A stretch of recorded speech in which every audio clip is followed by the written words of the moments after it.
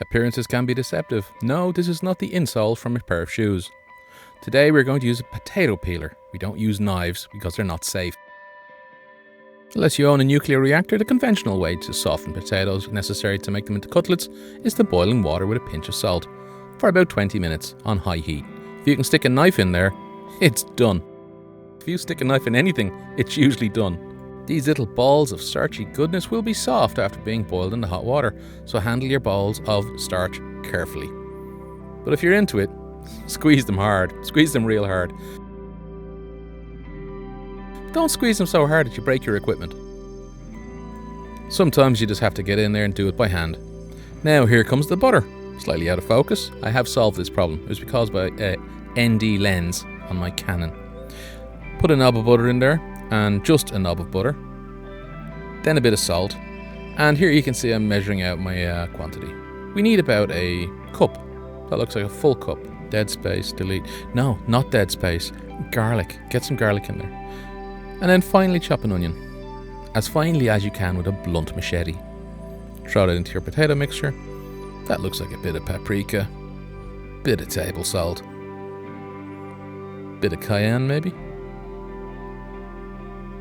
Something.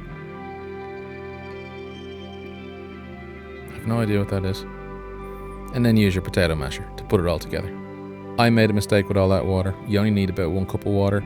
The rest of the measures are for the starch and the potato starch, corn starch, and the flour are correct. Start forming them into a little patty-like shape, like a little puck. Put them into your starchy mixture, into your white mixture. Carefully, let it drip away. I should have used a bigger bowl. You should use a bigger bowl. I'm putting more breadcrumbs on top. As you can see, I have realized the error of my way at this point. Now I'm going to stick my thumb into it. Nice divot. Well done, pot of plenty. Alright. I put a little bit of the potato in there to see if it would sizzle, and it is sizzling nicely. As you can see now, I'm using a metal spatula on a non-stick pan, ruining the surface. That's why I'm being really careful. I'm not too happy the way it's not brown in the middle. It's brown on the edges, but it's not brown in the middle, huh? Maybe they weren't flat. A bit of dead air here. Maybe we should delete some of this.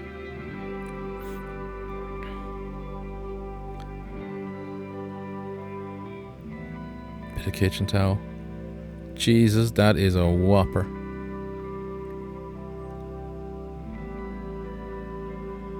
Big one, isn't it? More dead air.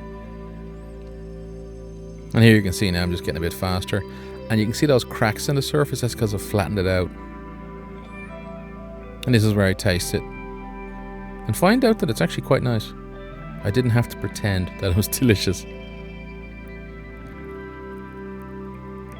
Let me know in the comments below if you'd like to see my head. Don't take that the wrong way. If you want to see my face. Because I just realised my head's not actually in this shot. I don't know. I'm still learning, guys and girls. Maybe we should end the video here. Alright.